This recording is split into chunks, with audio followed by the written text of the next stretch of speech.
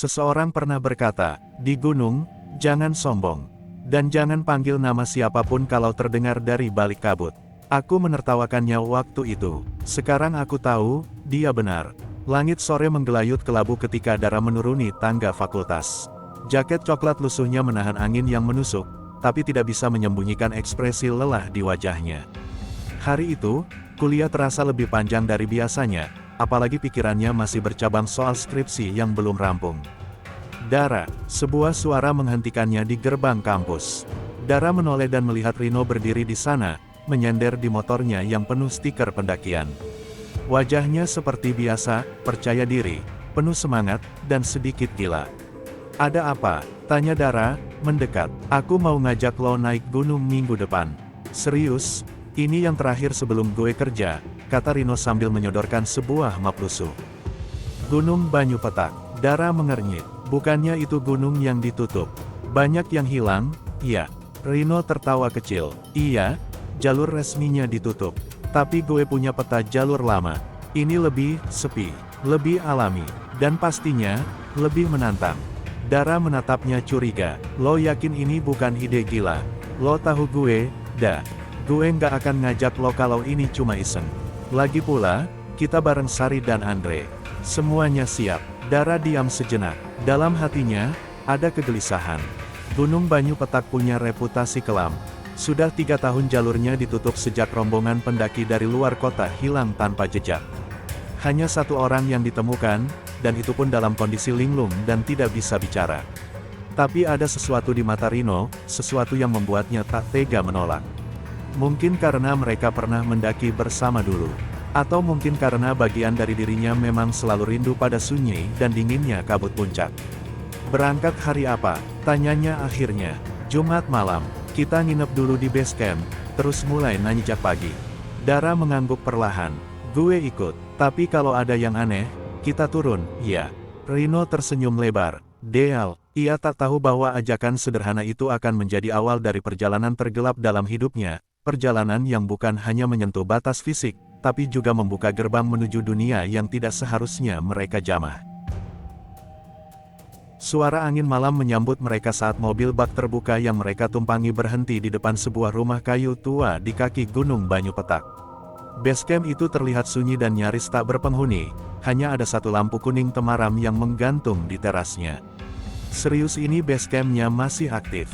Tanya Andre, menurunkan ranselnya. Rino mengangguk. Dulu jalur lama ini sering dipakai warga lokal sebelum dibuka jalur resmi.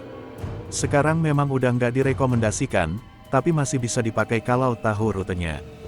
Dara turun paling akhir, pandangannya menyapu sekitar. Tak ada sinyal di ponsel. Udara dingin menyergap, bercampur bau tanah basah dan kayu lapuk. Di depan rumah kayu, seorang lelaki tua muncul dari balik pintu, memegang cangkul kecil dan mengenakan jaket kumal. Naik lewat jalur mana, nak? Tanyanya pelan, matanya tajam menatap Rino. Lewat jalur lama, kek. Kami bawa peta, jawab Rino sopan. Kakek itu mendekat, matanya kini berpindah ke Dara dan Sari. Yang perempuan, jangan tidur di pos 4. Kalau terpaksa, jangan berbicara saat malam datang. Jangan menjawab kalau ada yang manggil nama kalian. Semua saling pandang. Sari menggenggam lengan Dara. Maaf, kek, maksudnya, tanya Dara pelan. Si kakek hanya tersenyum kecil, lalu berkata, gunung ini sudah lama nggak suka diganggu. Apalagi sama yang penasaran. Tanpa menjelaskan lebih lanjut, ia berbalik masuk ke dalam rumah. Pintu kayu tertutup dengan bunyi ceklek pelan.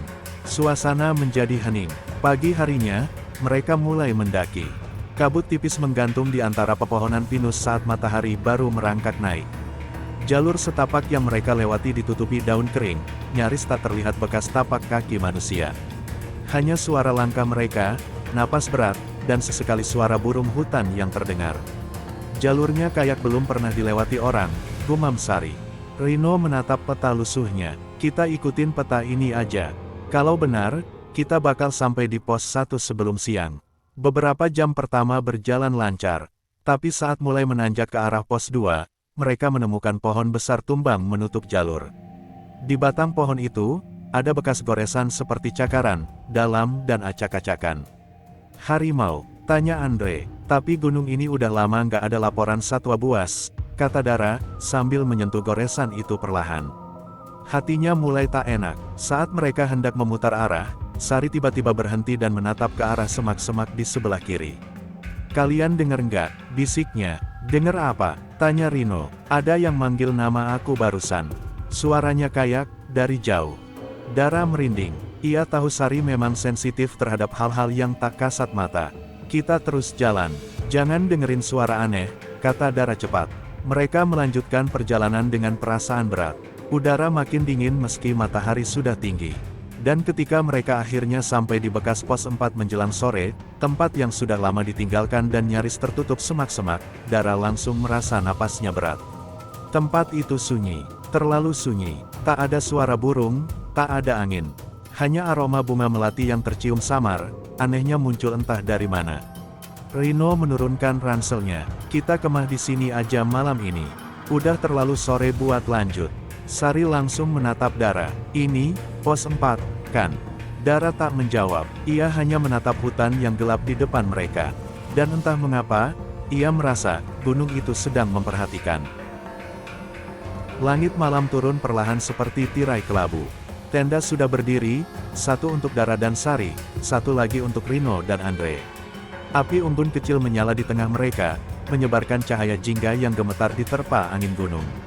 Mereka makan seadanya, mie instan dan sarden kaleng, dengan obrolan ringan untuk memecah suasana.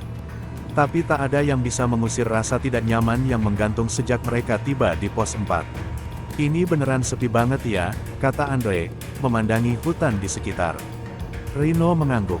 "Dulu pos 4 ini tempat favorit buat kemah. Tapi sejak kejadian 5 tahun lalu, nggak ada yang mau ke sini." "Kejadian apa?" tanya Sari lirih. Rino ragu menjawab. Tapi setelah melihat mata semua orang tertuju padanya, ia akhirnya bicara. "Waktu itu ada 5 orang naik lewat jalur ini. Mereka kemah di sini juga. Tapi besoknya, mereka semua hilang. Cuma satu yang ditemukan, itu pun udah nggak waras. Katanya malamnya dia dengar suara temannya nangis, terus dia buka tenda." Rino terdiam sejenak. Api unggun memantulkan bayangan menyeramkan di wajahnya. Dan dia lihat temannya duduk di atas pohon, senyum, tapi matanya hitam semua. Hening. Sari bergidik, memeluk lututnya lebih erat. Dara memutuskan untuk mengalihkan topik. "Udah malam, kita tidur aja. Besok pagi harus sampai ke pos 5 sebelum kabut tebal turun." Mereka masuk ke tenda masing-masing. Dara memejamkan mata, tapi matanya tak kunjung berat. Bau melati itu kembali, lebih kuat, seakan menguar dari dalam tanah. Dari kejauhan, terdengar suara burung hantu. Lalu, Sari, suaranya pelan, seperti dibisikkan dari luar tenda. Dara membuka mata lebar-lebar. Ia menoleh ke arah Sari yang tidur di sampingnya, masih terlelap. "Sari, tolongin aku." Kali ini terdengar jelas. Suara perempuan, lirih, dan basah, seperti mulut yang penuh lumpur. Dara menahan napas. Ia menempelkan telinganya ke dinding tenda, dan mendengar langkah-langkah pelan di luar. Suara rerumputan diinjak, suara ranting patah. Lalu, seperti petir menyambar, suara itu berubah menjadi teriakan melengking. Suara perempuan yang menangis dan menjerit seakan sedang diseret sesuatu. "Sari, tolong aku." Dara refleks membuka resleting tenda. Gelap, kosong, tidak ada siapa-siapa. Ia berbalik, Sari masih di dalam. Tapi kini matanya terbuka, menatap langit-langit tenda dengan pandangan kosong. "Dara," gumamnya pelan, "di balik pohon itu, ada yang ngintipin kita." Dara menoleh keluar lagi. Dan saat matanya menyesuaikan dengan gelap, ia melihatnya, sesosok bayangan tinggi, berdiri kaku di balik pohon besar yang tumbang siang tadi. Bayangan itu tidak bergerak, tapi Dara tahu, ia sedang menatap balik ke arahnya. Pagi datang tanpa salam. Matahari tertutup kabut tebal, membuat dunia di sekitar pos 4 tampak seperti lukisan kelabu yang mengabur. Dara membuka mata dengan kepala berat dan tubuh lemas. Di sampingnya, Sari masih meringkuk, wajahnya pucat, napasnya berat dan tersengal seperti habis berlari. "Pagi," gumam Dara, meski tak yakin malam benar-benar telah berlalu. Sari membuka mata, lambat. "Aku mimpi, ada tangan yang narik kakiku ke dalam tanah. Tapi waktu ku teriak, yang keluar cuma darah." Dara diam, lalu menyentuh bahu sahabatnya. "Itu cuma mimpi, Sar." Tapi mereka berdua tahu, apa yang terjadi malam tadi bukan mimpi. Suara perempuan yang menangis, bayangan tinggi di balik pohon, semua terlalu nyata. Di luar tenda, Rino dan Andre sudah bersiap sarapan. Tapi wajah Andre terlihat berbeda. Mata kirinya lebam, dan ada goresan panjang di pipi kanan. "Lo kenapa?" tanya Dara, curiga. Andre menggeleng. "Entah. Gue bangun jam 2, terus ngerasa pengen pipis. Tapi pas balik ke tenda, gue udah nggak inget apa-apa. Tahu-tahu pagi, gue udah di bawah pohon tumbang itu. Sendiri." Semua terdiam. Rino memandang serius ke arah bekas pohon tumbang yang semalam menjadi tempat munculnya bayangan itu. "Gue rasa, kita harus pindah camp malam ini. Nggak usah nunggu sampai pos 5. Kita cari tempat yang aman aja." Dara mengangguk, lalu menoleh ke arah semak-semak. Tadi malam ada yang manggil nama Sari. Suaranya cewek, tapi kayak dari bawah tanah. Sari tiba-tiba bersuara, pelan. "Dia ada di sini. Dekat banget. Dia pengen kita lihat dia." Rino berdiri, suara tegasnya terdengar memaksa. "Oke, cukup. Kita nggak usah bahas ini di sini. Ayo beresin barang, kita jalan sekarang." Mereka mulai berkemas dalam diam. Tapi saat Dara menggulung sleeping bag-nya, sesuatu terjatuh dari sela-sela tumpukan tas, sebuah buku lusuh dengan sampul kulit yang sudah hampir hancur. "Ini buku siapa?" tanya Dara. Tak ada yang mengaku. Dara membukanya perlahan. Di halaman pertama, tertulis, "Jurnal Ekspedisi Gunung Banyu Petak, 1999. Jika kau membaca ini, maka kau telah melewati batas." Di bawahnya, ada peta kasar jalur pendakian, dan coretan tangan yang penuh simbol aneh. Salah satu halaman dibubuhi tulisan yang membuat darah-darah berdesir. Pos 4 adalah gerbang. Setelah melewatinya, hutan ini bukan lagi milik manusia. Mereka duduk melingkar di sekitar api unggun kecil yang menyala malas, jauh dari pos 4. Hari itu, mereka hanya berjalan setengah jalur, mencari tempat datar yang cukup aman di antara pohon-pohon pinus. Tidak ada yang bicara soal suara-suara semalam atau bayangan di balik pohon. Tapi semua tahu, sesuatu sedang mengikuti mereka. Di pangkuan Dara, jurnal tua itu terbuka. Halamannya sudah rapuh, tapi sebagian besar masih bisa dibaca. Hari kedua, kami mulai mendengar suara dari hutan. Seperti nyanyian perempuan. Salah satu anggota, Imam, mengaku melihat sosok putih duduk di atas batu.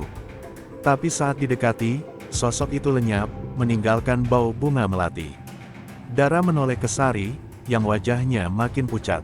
"Bau melati, sama kayak yang kita cium di pos 4. Hari ketiga, kami menemukan tempat yang disebut warga lokal sebagai batu perempuan. Katanya, dulu seorang gadis dikorbankan di sana. Tubuhnya dikubur di bawah pohon beringin yang tumbuh dari darahnya." Andre menyela dengan suara rendah, "Kita nggak ketemu pohon beringin, kan?" Rino menatap ke arah peta di buku itu. "Kalau peta ini benar, kita sekarang mendekati area itu." Semua diam. Angin berdesir melewati celah dedaunan, membawa suara samar, seperti nyanyian. Pelan, menyedihkan. Hari keempat, Imam menghilang. Kami menemukannya berdiri diam menghadap jurang, seperti mayat hidup. Matanya kosong. Bibirnya terus komat kamit menyebut nama seseorang, Sari. Sari menutup mulutnya dengan tangan. "Tuhan, namaku." Dara memeluknya. Suasana kini jauh lebih mencekam. Hari kelima, kami sadar, kami telah membuka gerbang. Perempuan itu bukan ingin dilupakan. Ia ingin ditemukan. Ia ingin seseorang menggantikan tempatnya. Tiba-tiba terdengar bunyi krak. Dari balik semak, semua refleks berdiri. Rino mengangkat senter dan menyorot ke arah suara. Di antara kabut dan semak basah, berdiri sosok perempuan berambut panjang, mengenakan pakaian putih robek, tubuhnya penuh tanah dan lumpur. Ia tidak bergerak, wajahnya nyaris tak terlihat karena rambut menutupi seluruh mukanya. Senter Rino jatuh, api unggun padam tertiup angin dingin. Saat senter Andre menyala lagi, sosok itu sudah tidak ada. Tapi di tanah, tepat di tempat tadi ia berdiri, tertinggal sesuatu, seutas rambut panjang, basah, dan melingkar seperti memanggil. Mereka duduk melingkar di sekitar api unggun kecil yang menyala malas, jauh dari pos 4. Hari itu, mereka hanya berjalan setengah jalur, mencari tempat datar yang cukup aman di antara pohon-pohon pinus. Tidak ada yang bicara soal suara-suara semalam atau bayangan di balik pohon. Tapi semua tahu, sesuatu sedang mengikuti mereka. Di pangkuan Dara, jurnal tua itu terbuka. Halamannya sudah rapuh, tapi sebagian besar masih bisa dibaca. Hari kedua, kami mulai mendengar suara dari hutan. Seperti nyanyian perempuan. Salah satu anggota, Imam, mengaku melihat sosok putih duduk di atas batu. Tapi saat didekati, sosok itu lenyap, meninggalkan bau bunga melati. Dara menoleh ke Sari, yang wajahnya makin pucat. Bau melati, sama kayak yang kita cium di pos 4. Hari ketiga, kami menemukan tempat yang disebut warga lokal sebagai batu perempuan. Katanya, dulu seorang gadis dikorbankan di sana. Tubuhnya dikubur di bawah pohon beringin yang tumbuh dari darahnya. Andre menyela dengan suara rendah, kita nggak ketemu pohon beringin, kan? Rino menatap ke arah peta di buku itu. Kalau peta ini benar, kita sekarang mendekati area itu. Semua diam, angin berdesir melewati celah dedaunan, membawa suara samar, seperti nyanyian. Pelan, menyedihkan. Hari keempat, Imam menghilang. Kami menemukannya berdiri diam menghadap jurang, seperti mayat hidup. Matanya kosong, bibirnya terus komat kamit menyebut nama seseorang, Sari. Sari menutup mulutnya dengan tangan. Tuhan, namaku. Dara memeluknya. Suasana kini jauh lebih mencekam. Hari kelima, kami sadar, kami telah membuka gerbang. Perempuan itu bukan ingin dilupakan. Ia ingin ditemukan. Ia ingin seseorang menggantikan tempatnya. Tiba-tiba terdengar bunyi kerak. Dari balik semak, semua refleks berdiri. Rino mengangkat senter dan menyorot ke arah suara. Di antara kabut dan semak basah, berdiri sosok perempuan berambut panjang, mengenakan pakaian putih robek, tubuhnya penuh tanah dan lumpur. Ia tidak bergerak, wajahnya nyaris tak terlihat karena rambut menutupi seluruh mukanya. Senter Rino jatuh, api unggun padam tertiup angin dingin. Saat senter Andre menyala lagi, sosok itu sudah tidak ada. Tapi di tanah, tepat di tempat tadi ia berdiri, tertinggal sesuatu, seutas rambut panjang, basah, dan melingkar seperti memanggil. Kabut semakin tebal saat mereka tiba di sebuah area datar yang dikelilingi pohon pinus tinggi. Di tengah-tengah tanah yang menghitam itu, berdiri sebuah batu besar berlumut, menjulang seperti nisan raksasa. Ujungnya tajam, dan terdapat cekungan kecil di sisi bawahnya, seperti pernah digunakan untuk menampung sesuatu, darah, mungkin. Sari tiba-tiba berhenti berjalan. Ia menatap batu itu tanpa berkedip, lalu berkata pelan, "Aku pernah lihat ini.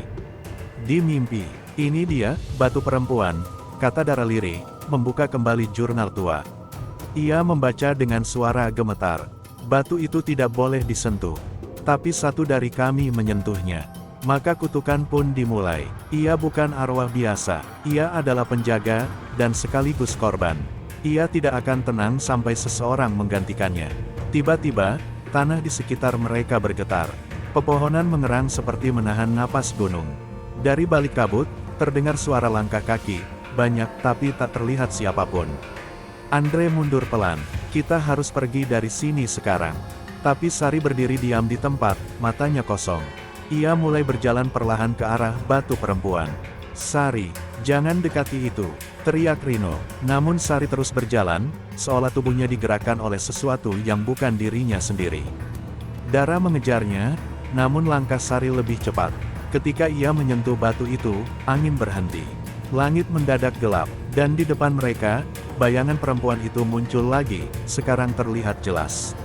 Ia tidak memiliki wajah, kulitnya putih seperti lilin, tubuhnya melayang tanpa suara.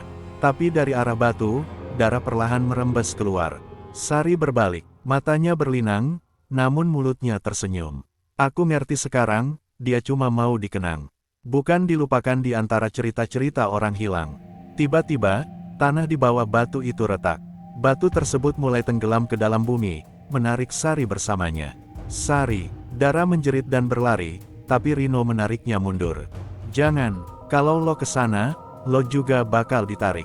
Air mata Dara mengalir deras saat Sari hanya menatapnya, lalu berkata, "Jangan panggil namaku kalau malam tiba, dan jangan pernah kembali ke sini." Lalu tubuhnya ditelan tanah, bersama batu perempuan. Sunyi, total. Tak lama setelah itu, kabut menghilang.